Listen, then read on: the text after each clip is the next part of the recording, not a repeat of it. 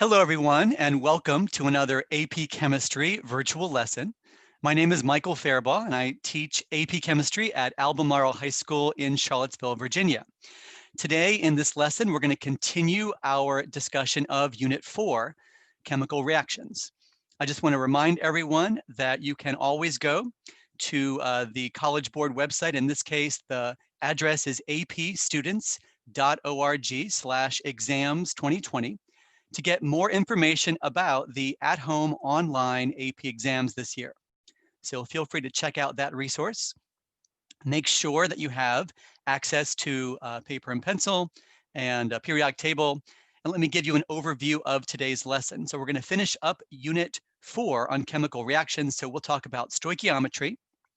We'll talk about titration, various types of chemical reactions, including acid-base reactions, oxidation reduction or redox, and precipitation reactions. So as you can see here, also there are a variety of science concepts and skills, including balancing chemical equations and describing the components of quantitative information from models and particulate level and macroscopic level properties. So in today's lesson, we will talk about stoichiometry, titration, acid-base reactions, redox reactions, and precipitation reactions. Let's begin with the problem that I had set for homework from yesterday's lesson.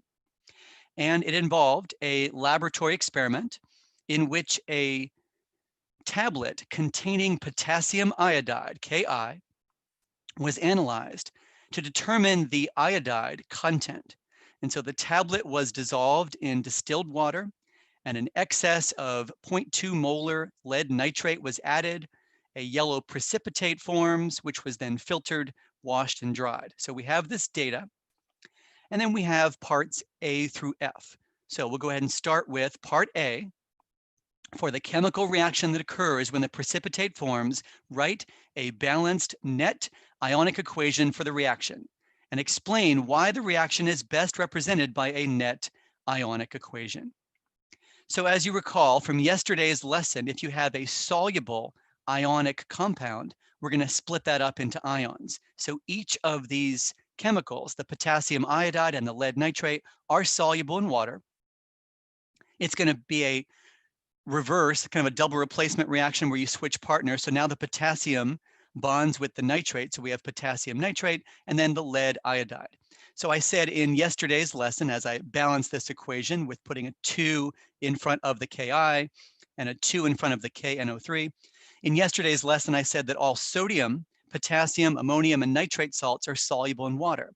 So that means that potassium iodide, lead nitrate, and potassium nitrate are soluble, and our precipitate happens to be the lead iodide. So if we're going to write a balanced net ionic equation, let's go ahead and convert this molecular equation into the complete ionic equation where we split up everything that we can. So I have 2 potassium ions and 2 iodide ions. I have 1 lead ion, which is +2, and 2 nitrate ions. And then on the product side of the equation, I have 2 potassium ions and 2 nitrate ions. And because lead iodide is our insoluble or slightly soluble ionic compound, we'll go ahead and leave that formula together. And once I cross off the potassium and the nitrate as our spectator ions, this now becomes our net ionic equation. So that takes care of part A, Roman numeral 1. In Roman numeral 2 of part A, explain why the reaction is best represented by a net ionic equation. So you might wonder, why exactly do we cross off the spectator ions? Well, it's because they're not changing in this particular reaction. They are the same on both sides of the equation. So the net ionic equation shows the formation of the solid lead iodide from the aqueous lead and iodide ions, and the spectator ions are eliminated from the equation because they are unchanged by this reaction. In part B, explain the purpose of drying and weighing the filter paper with the precipitate 3 times. Well, as you might imagine, it says a yellow precipitate is filtered, washed, and dried. That is a solid. So the precipitate being a solid, it should be as dry as possible. We don't want to put lead iodide that is wet with water on the scale because it would not give us an accurate mass of just the solid itself. So the filter paper and the precipitate must be dried several times to make sure that all the water has been removed. And as you can see, between the second and the third drying, the procedure is repeated until eventually the mass remains essentially constant. All right, well, that takes care of part B. Part C is a little confusing at first. In the filtrate solution, is the concentration of potassium greater than, less than, or equal to the concentration of nitrate? So you might wonder, what exactly is the filtrate and what does this procedure look like? There wasn't an actual setup or an experimental diagram other than a table. So let's go ahead and talk about what actually happened. So this is a tablet, and this tablet contains potassium iodide as well as a inert water-soluble sugar as a filler. So we're going to take this tablet and dissolve it in 50.0 milliliters of distilled water. So to give you an idea of what that looks like now, sort of a particle diagram, we now have a solution that contains some sugar, which is not going to react in this case, and then some potassium ions and some iodide ions. Now remember that the iodide is part of the net ionic equation. The potassium is a spectator ion that will just remain in solution. So now we add this excess amount of lead nitrate. And so in our particle diagram, you can see that we still have the sugar and the potassium and the iodide, but here come lead ions and nitrate ions. Now, this is sort of frozen in time because the moment that that lead nitrate hits the solution, there would be an immediate formation of this solid yellow precipitate, which I'm showing on the bottom of the beaker here. So consider we have some potassium ions that still remain, but all of the iodide ions are now sitting in the bottom of the beaker and the form of solid lead iodide. So the question was asking essentially about the filtrate. So if we take this solution and we pass it through a filter, then we can collect the solid lead iodide in the funnel and the filter paper, but we have filtrate, which is what passes through. That's all the soluble ions. So as you can imagine, potassium ions and nitrate ions are not going to have the same concentration. So the key word there in the stem of the question is the word excess. So because the source of the nitrate ions in the solution is excess lead nitrate, then the nitrate concentration should be much greater than the concentration of the K+. So the official answer to this question is the concentration of K+ is less than that of nitrate. All right, now time to look at your periodic table, because in part D, we have to calculate the number of moles of the precipitate that is produced in this experiment. So on your periodic table, you can find the formula for lead, which is Pb, and it has a molar mass of 207.2. And on the periodic table, the molar mass of iodine is 126.9, and we have two of them in the formula of the precipitate, which is lead iodide. PbI2 has a molar mass of 461.0 grams per mole. We can subtract the mass of the filter paper from the final mass of the filter paper and the precipitate after it was dried several times. So that difference is 0.236 grams of lead iodide. Let's convert that from grams to moles. And now we have 5.12 times 10 to the minus 4 moles of lead iodide. That is our answer to part D. Part E asks us to calculate the mass percent of iodide in the tablet.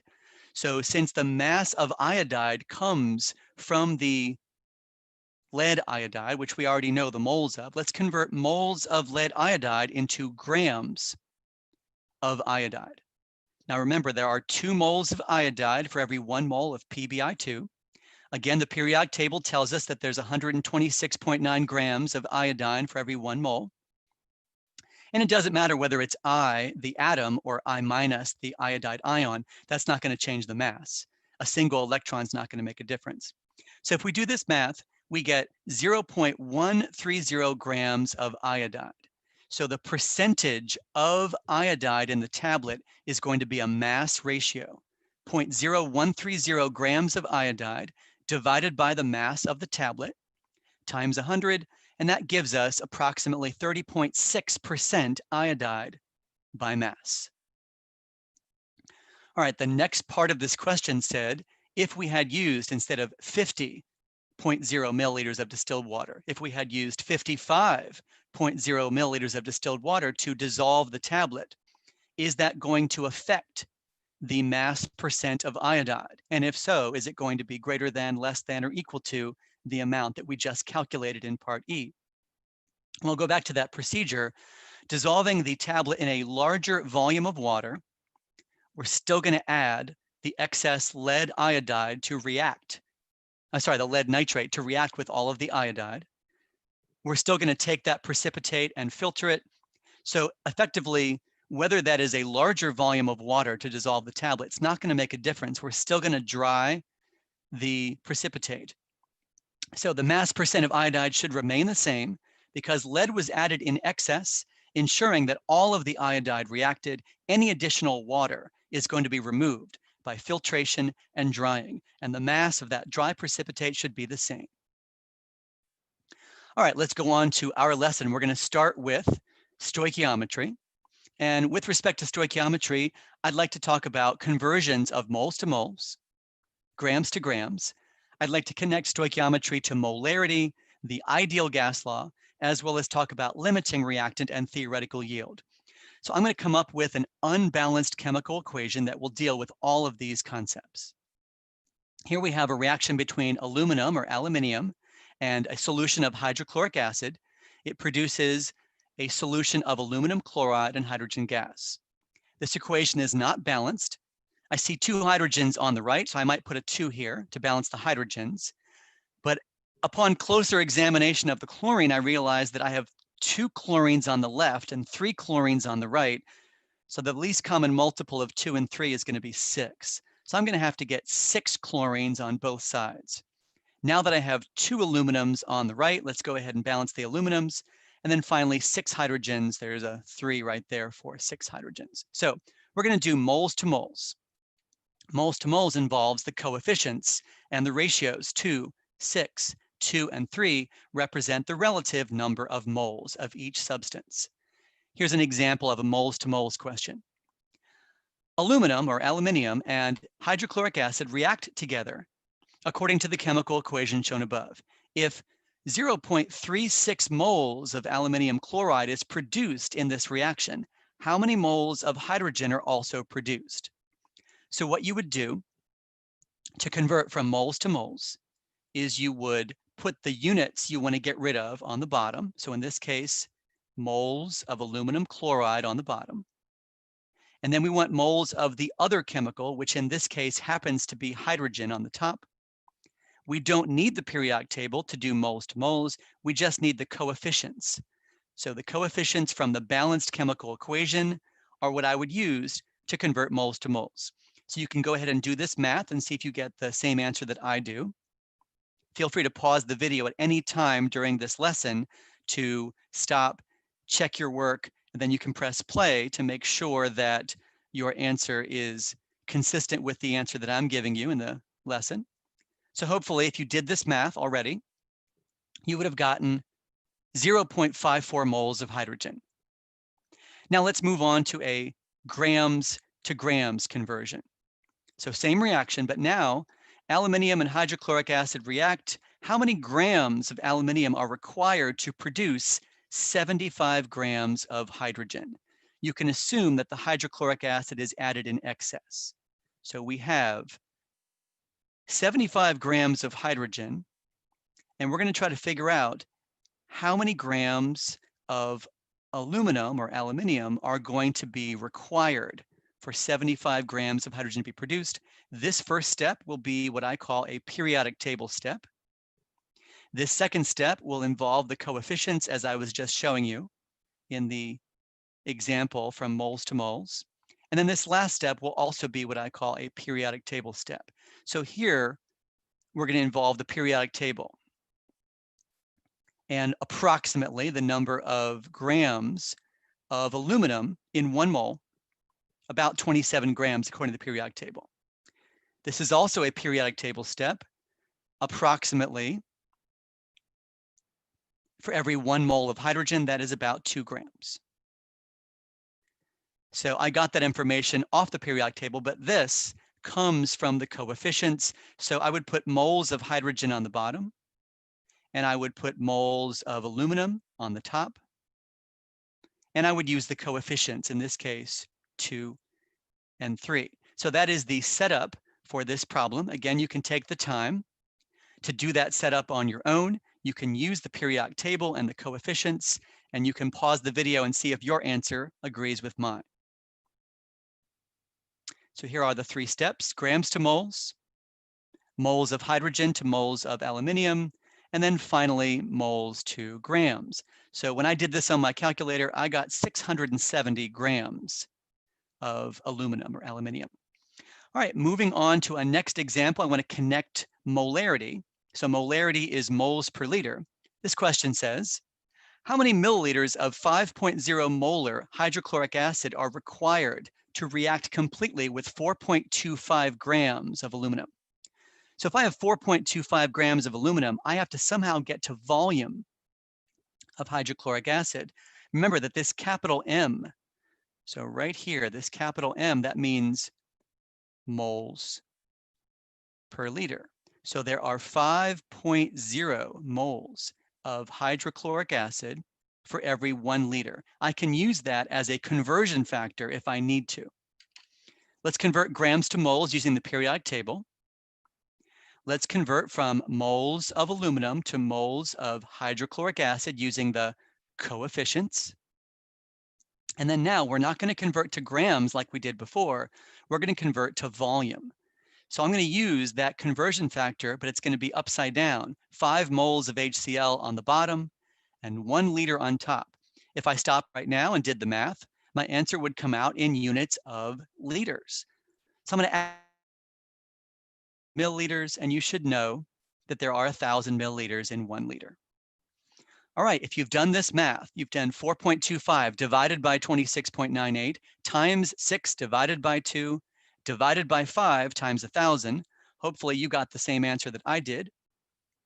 94.5 milliliters of 5 molar hydrochloric acid is required to react completely with 4.25 grams of aluminum. I want to make a connection to the ideal gas law because, again, stoichiometry involves moles, and moles are connected to a variety of topics. So with respect to the ideal gas law,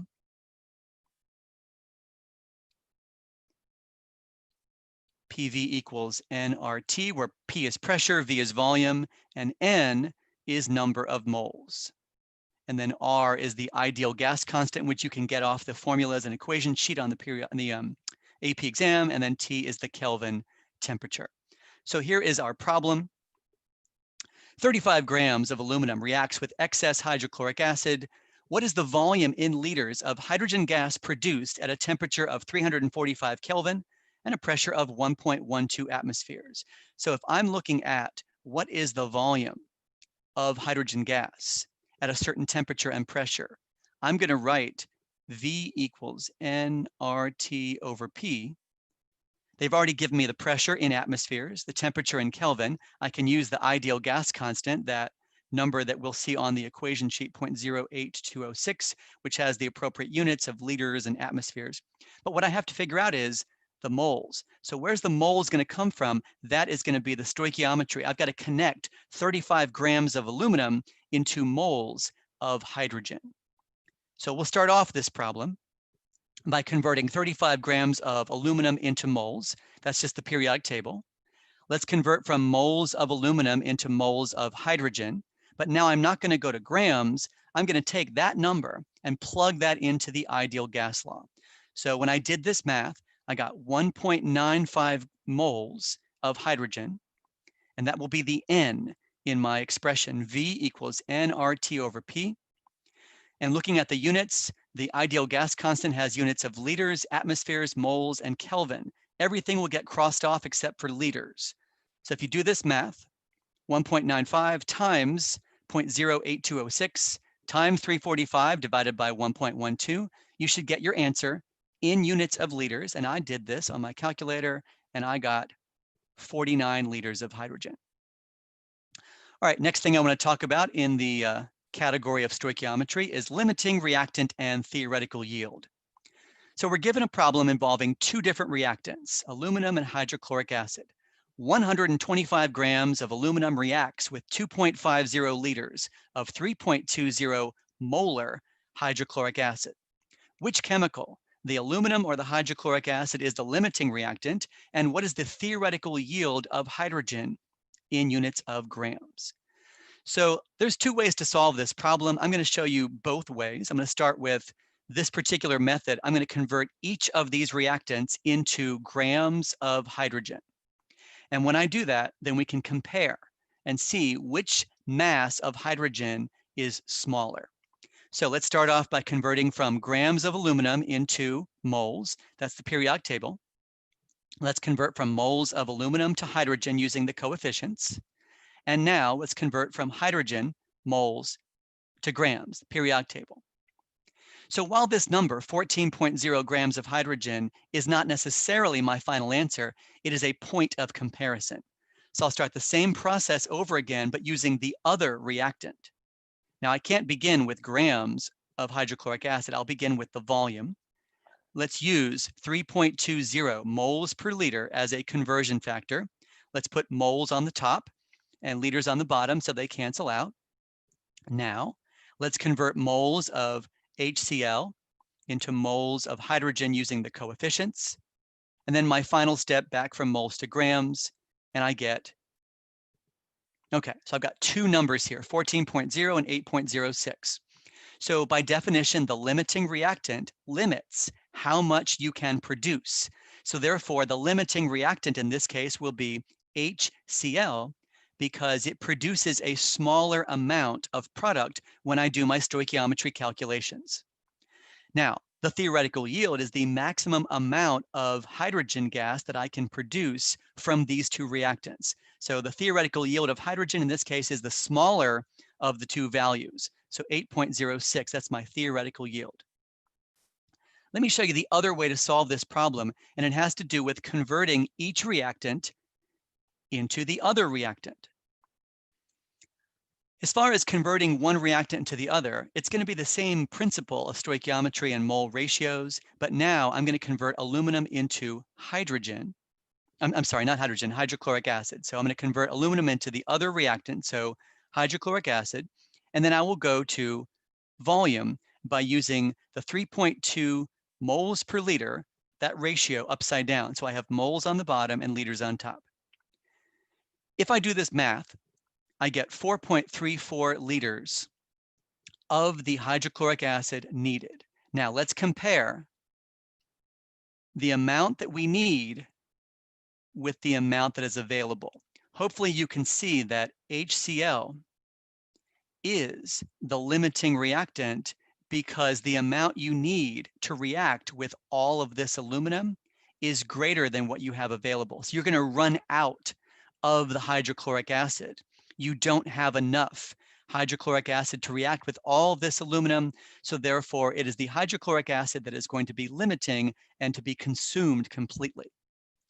If we go the other way and start with the hydrochloric acid, convert that from liters to moles using molarity, convert to moles of aluminum using the coefficients, and then finally to grams with the periodic table, notice that the amount of aluminum that I need is less than in what I have available. So it is the aluminum that is present in an excess amount because I have more aluminum available than I need to completely react with the hydrochloric acid. Now I like both methods. They're both fine methods. I think I have a slight preference for the method that I showed you first. And the reason I like this method is because if the question follows up with the theoretical yield, then you already have those numbers right there. You've already done the work. If instead they ask you for the theoretical yield of hydrogen, you still have to convert all of the hydrochloric acid into hydrogen. So I feel like the first method kind of accomplishes both of those at the same time. It tells you the limiting reactant and it gives you simultaneously the theoretical yield. All right, moving on to the next topic in today's lesson, titration. Here we see a burette and a flask. So a titration is an experiment that can be used to calculate the amount of moles or the concentration of one chemical by reacting it with a known quantity of another chemical. The standard solution, that is the concentration that you know, is called the titrant, and the solution with the unknown is called the analyte. So in this case, for that little setup here, I've got the titrant in the burette, that's the one I know, and then the analyte in the flask, that's the one I don't know. It might be backwards. You might have a known amount of chemical in the flask, and you might fill the burette with an unknown solution. So it's still possible that the chemical that is unknown could be in the burette. I'm just going to go ahead and show you this particular example. So the titrant is slowly added to the analyte by using the burette, and then the equivalence point is reached. And the equivalence point in a titration is the point at which just enough titrant has been added. So based on whatever chemical reaction you're doing, it could be an acid-base reaction, it could be an oxidation reduction or a redox reaction, even a precipitation reaction. There's a variety of reactions you could do. The equivalence point is when enough titrant has been added to react completely with all of the analyte. And this point may be indicated by a color change. And if that color change happens, then the observable event would be called the end point. And you want the end point to be as close to the equivalence point as possible. So we normally design our experiment so that the color change happens very close to the equivalence point. All right, so for titration, I'm going to give you an acid-base reaction to start. So the chemical on the left is called acetic acid, also known as ethanoic acid, and that's found in vinegar. So we have a solution of vinegar, and it contains an unknown amount of acetic acid, HC2H3O2. That is a monoprotic acid, has one H plus that is given off as an acid.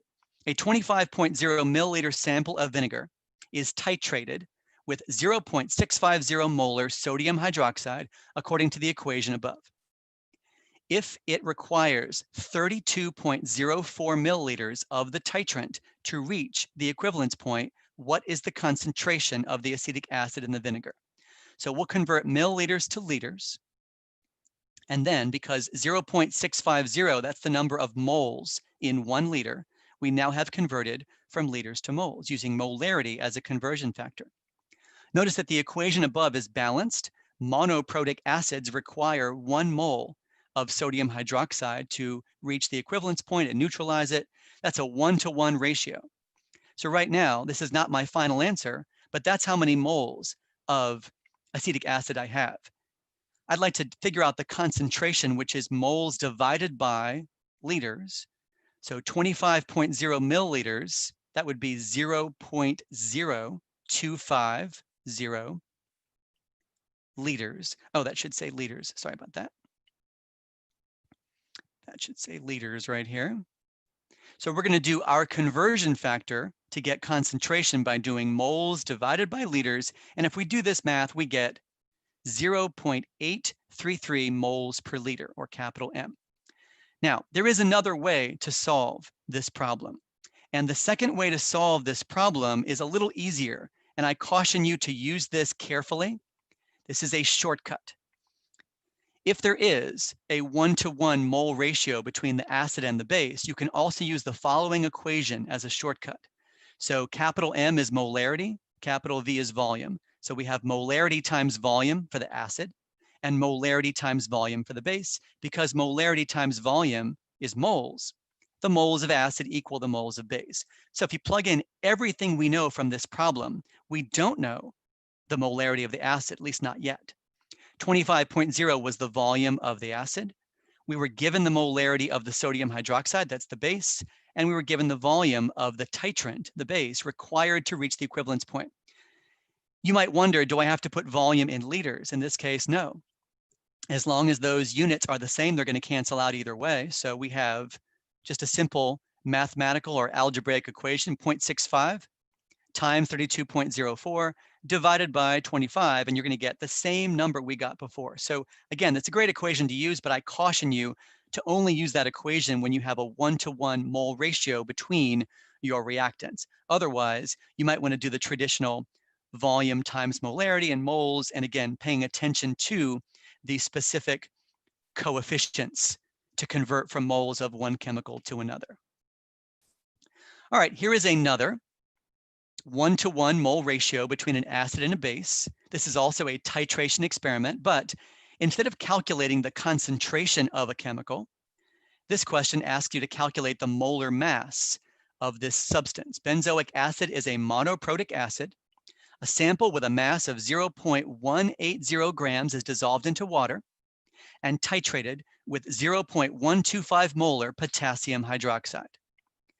It requires 11.79 milliliters of the titrant to reach the equivalence point. So what is the molar mass of the benzoic acid? Well, now we have to convert from milliliters to liters, from liters to moles. There is a 1-to-1 mole ratio, but this time we're not going to do concentration. We're going to do molar mass. So molar mass is grams per mole. So I have moles of benzoic acid, which I'm not rounding off just yet because it's not my final answer. 0.180, that's my mass. Divide that by the number of moles I have, and our molar mass works out to be about 122 grams per mole. So you can use a titration experiment to do calculations for either an acid-base reaction or possibly an redox. In fact, I think you'll see that redox titration in your homework problem today. There are a variety of types of chemical reactions. One of them is acid-base. For more information about acid-base reactions, you can go back and watch the first video that we launched back a couple of weeks ago, and that would be topic 8.1, Introduction to Acids and Bases. In that video, I had mentioned that a Bronsted-Lowry acid is a proton donor, and a Bronsted-Lowry base is a proton acceptor. Also in that video, I had shown you an AP free response question in which we had an acid, propanoic acid, and it was reacting with water. So this chemical right here is called the conjugate base. I'll just say CB for short. And we'll call this the conjugate acid.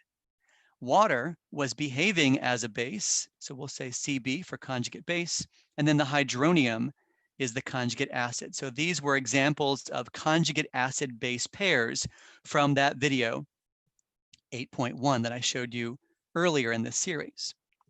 So let's go ahead and practice that a little bit. In the left, we have conjugate acid, and in the right, we have conjugate base. So how do you convert an acid to a base? You have to remove the H+. So take off H+ from HF and you get F-. F- is the conjugate base of HF. Take off one hydrogen from H2S and you get HS-. The hydrogen sulfide ion is the conjugate base of dihydrogen sulfide. Ammonium, the conjugate base would be ammonia. Notice that we go from +1 to 0 as far as the charge. And then the hydrogen carbonate or bicarbonate ion, its conjugate base would be carbonate. Notice I went from -1 to -2. So removing H+. How do I go from the conjugate base back to the conjugate acid? All you have to do is add H+ to the formula. So this is acetate, C2H3O2-. There is acetic acid, the conjugate acid. Notice I have no charge now on the formula because I was -1 and I added H+. HPO4, that's hydrogen phosphate. It has a 2- charge. If I add one more H, now it has a -1 charge. This is called methylamine. We've seen that before in other videos. This is the methylammonium ion. So I added the hydrogen to the nitrogen, and I changed the charge from 0 to +1. And then sulfate is a base. The conjugate acid would be hydrogen sulfate. So I added hydrogen and I changed the charge from -2 to -1.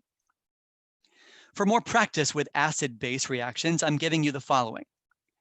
Each of the following reactions contains hydrochloric acid, HCl, as a reactant. However, only one of these reactions is classified as an acid-base reaction. So which of these three reactions is an acid-base reaction? Justify your answer. So feel free to pause the video, figure out which one you think is an acid-base, and then press play when you're ready to check your answer.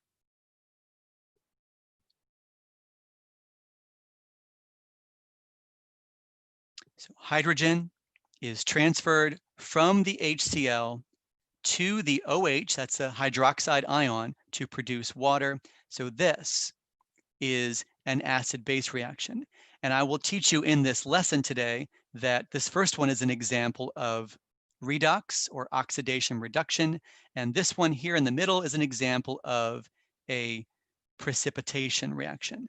And if I don't want to write out the word precipitation all the way, I might just write that as PPT for short. Okay, so that one in the bottom, the barium hydroxide plus the hydrochloric acid to produce barium chloride and water, that was an example of an acid-base reaction. A Bronsted-Lowry acid-base reaction always involves the transfer of H plus, or a proton, from the acid, the proton donor, to the base, the proton acceptor. Often, a Bronsted-Lowry acid-base reaction involves the formation of water, but not always. An acid-base reaction always involves the formation of an ionic compound or a salt. So here, for example, we have a base that does not contain OH minus. This is ammonia. Here we have the acid. So when the proton is transferred from the acid to the base, we get the ammonium chloride as our product. And that would be a salt or an ionic compound. So sometimes we produce water in an acid-base reaction if we have H plus and OH minus, but not always. If there's no OH minus, then you're not going to make water. All right, another example of practice. Feel free to pause the video when you're ready to check your answer. Which one of these three reactions that contains sulfuric acid, H2SO4, is actually an acid-base reaction? All right, if you've paused the video and hopefully had a chance to think about this before I reveal the answer, we can see a similar transfer of a proton from H plus to OH minus to produce water. So this was an acid-base reaction. This was another example of redox. And this was an example of a precipitation reaction. All right, let's talk about redox. So oxidation reduction or redox involves the transfer of electrons from one substance to another. There is one species that loses electrons and that is said to be oxidized, and then another species that gains electrons that is said to be reduced. So another way of thinking about this in terms of oxidation is there's something called the oxidation number, and the oxidation number will go up in value when it's being oxidized, and the oxidation number will go down in value that's being reduced. All right, here's an example of a redox reaction. This is a piece of magnesium, and magnesium is being burned in the presence of oxygen gas. And the product of this reaction is magnesium oxide. Here's your balanced chemical equation. So Mg plus O2 to make MgO. The magnesium is being oxidized from 0 to +2, and the oxygen is being reduced from 0 to -2. Another example of a redox reaction is the reaction between sodium metal and chlorine gas to produce sodium chloride. In this reaction, sodium is oxidized from 0 to +1, and chlorine is reduced from 0 to -1. Now, there is a helpful mnemonic device that you may have already learned in your chemistry class for the difference between oxidation and reduction as it has to do with losing or gaining electrons. So here is a picture of what you might recognize to be an oil rig. An oil rig is our mnemonic device. Oxidation is the loss of electrons. Reduction is the gain of electrons. Now, I'm talking about oxidation numbers. It is an important skill for you to be able to examine a chemical formula and assign the oxidation numbers to each element within that formula. So let's talk about some rules for assigning oxidation numbers. If you have an atom in its elemental form, the oxidation number is always 0. So hydrogen, lithium, carbon, nitrogen, oxygen, fluorine, sodium, magnesium, aluminum, etc. These are all 0 in their natural state. For a monoatomic ion, what you see is the oxidation number, that is the charge on the ion. So nitrogen in this case is -3, oxygen -2, fluorine -1. These are all monoatomic ions, +1, +2, +3, etc. Now, for a compound, Fluorine, being the most electronegative element on the whole periodic table, is always -1 no matter what it bonds with. You might wonder about this particular substance over here. These substances. Nitrogen actually carries an oxidation number of +3 in that compound because fluorine is -1. Oxygen would carry an oxidation number of +2 in oxygen difluoride, again, because fluorine is always -1. Now, for halogens such as chlorine, bromine, and iodine, they are usually, but not always, -1. If chlorine, bromine, or iodine are bonded to oxygen or fluorine, then they will have a positive oxidation number. So here, this is normal. This is HCl. H is +1, Cl is -1. This is also normal and typical. Sodium is +1, bromine is -1. Another example of a normal, typical, magnesium +2, iodine -1. But these are a little strange. So chlorine here would actually be +1. Bromine here is going to be +5. And iodine here is going to actually be +7.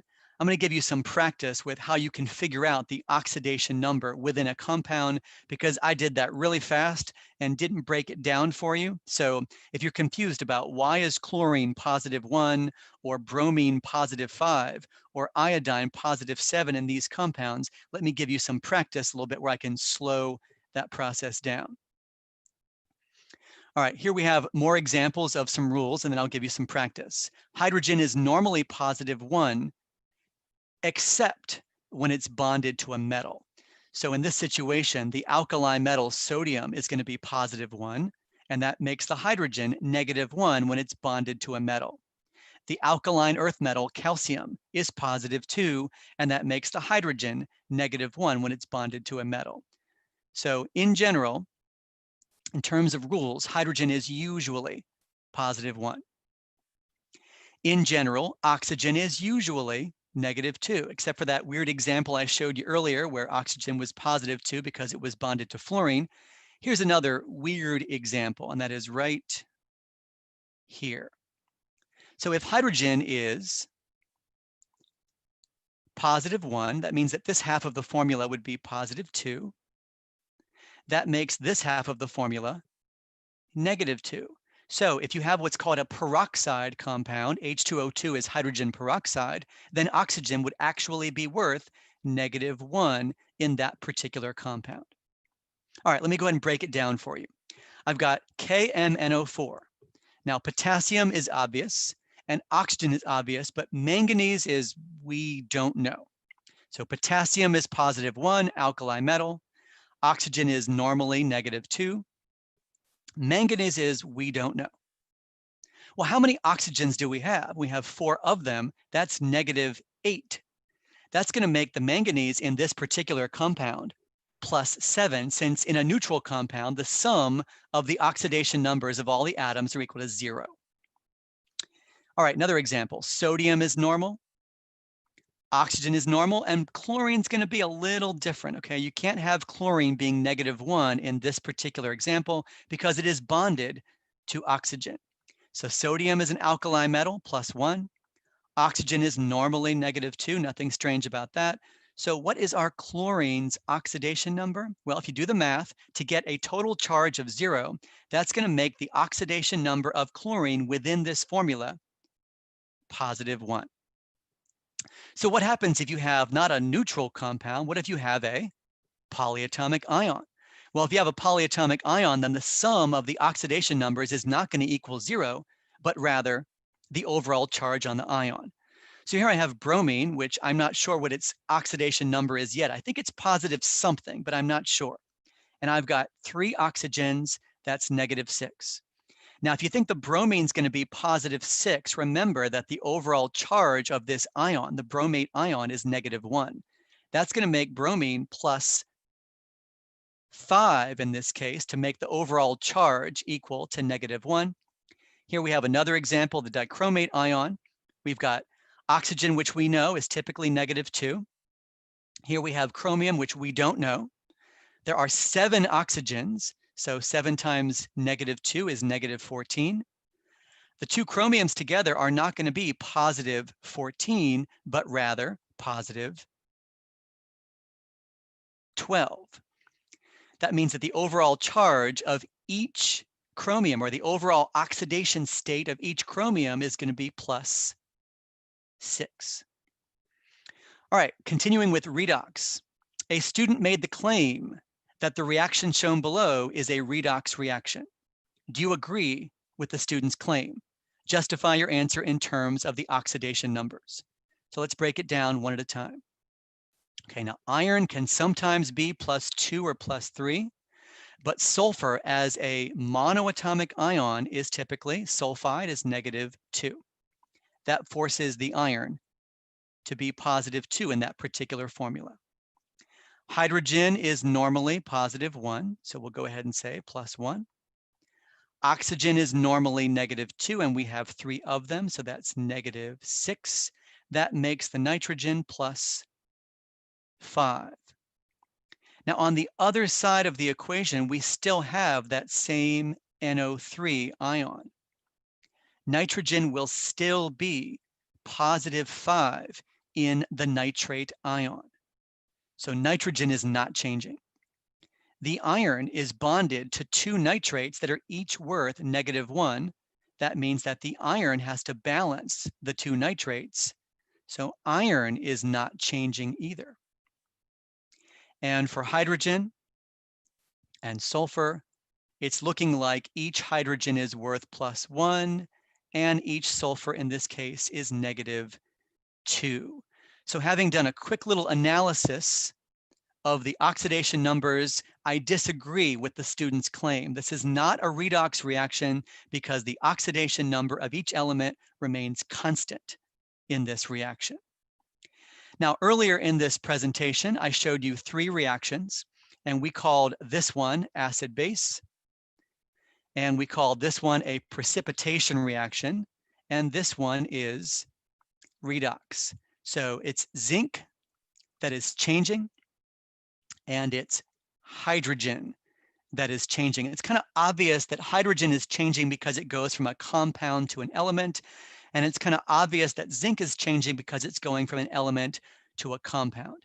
So zinc is being oxidized from 0 to +2, and hydrogen is being reduced from +1 to 0. If you recall earlier in this lesson, I showed you another set of 3 reactions. We called this one acid-base. We called this one a precipitation reaction.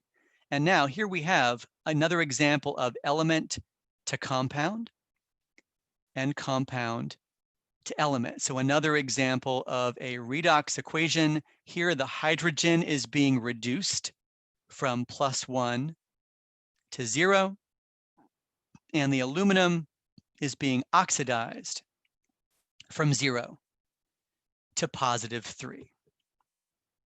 Now, with respect to redox reactions, you can split them up into what are called half reactions. So here is an oxidation half reaction, and here is a reduction half reaction. Remember, oxidation is the loss of electrons, and reduction is the gain of electrons. But notice that when I balance this equation, to get the charge and the atoms balanced, I have a different number of electrons. So I have 2 electrons lost in the oxidation half reaction, and I have 4 electrons gained in the reduction half reaction. So if you're going to add 2 half reactions together to get an overall equation, the number of electrons lost should be equal to the number of electrons gained. So I'm going to have to multiply my oxidation half reaction by 2. So now it looks like this to get the electrons to cancel out. And if you add these 2 equations together, I get 2Mg plus O2 makes 2 formula units of magnesium oxide. All right, so more example with oxidation reduction. Here I have iron that is being reduced from +3 to +2. I have tin that's being oxidized from +2 to +4. Now, as a result, I'm going to have to multiply the top reaction by 2 to get the electrons to cancel out. And now when I add these equations together, the electrons cancel out. Notice that the total charge on the left side of the equation would be positive 8. And the total charge on the right side of the equation is also positive 8. So don't forget, when you're balancing equations, that you balance both in terms of atoms and charge. Now, this reaction also features oxidation and reduction, but these are a little more complicated.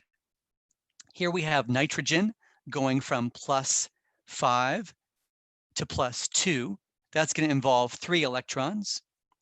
Here we have arsenic going from +3 to +5. But since 2 arsenic atoms are being oxidized from +3 to +5, that means I need a total of 4 electrons. Now, if you're looking at this equation, we have to multiply to get the electrons to cancel out. The top reaction is multiplied by 4, and the bottom reaction is multiplied by 3. Then when I add these equations together, the electrons should cancel out. What do you think I'm going to do with the fact that I've got water on both sides of the equation and that I've got H+ ions on both sides of the equation? Well, all we do there is we simplify. So 15 minus 8 would be 7 waters on the left. I still have the 4 nitrate ions. 16 minus 12 would be 4 H+ ions on the left. I still have my 3 units of As2O3. And on the right, I have those chemicals there. The total charge on each side of the equation happens to be 0 because I have 4 -1 nitrate ions and 4 H+ ions. So total charge is 0 on both sides. That equation is fully balanced. All right, we talked about in the lesson yesterday about precipitation reactions in which you form an insoluble or slightly soluble compound. I've already said that the solubility rules include sodium, potassium, ammonium, and nitrate. These compounds are always soluble in water.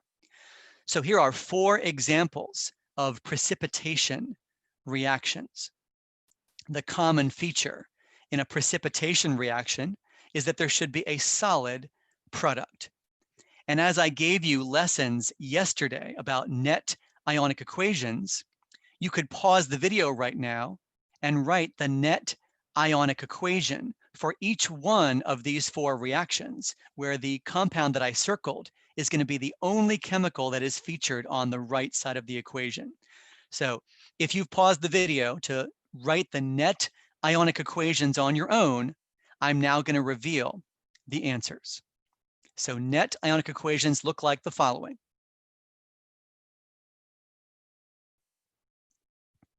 And again, notice that these are balanced in terms of both atoms and charge. All right, final debrief and summary. We talked about stoichiometry, titration, acid-base, redox, and precipitation reactions. Here is your AP exam practice problem for homework. So I'll give you a chance to take a screenshot. There are several screenshots here, several slides. So this is the first one. Here is the next one. And what I have done is I've zoomed in on the next slide here because it's kind of hard to read those burets. So here is a zoom in of that. And your final screenshot is this one. Okay, well, again, this comes to the end of the virtual chemistry lesson for today. Remember, there is a link to helpful chemistry resources in the video description. This has been Michael Faribaugh from Albemarle High School in Charlottesville, Virginia. Don't forget to go to cb.org/tech for any needs of mobile tools or connectivity. Thanks for watching.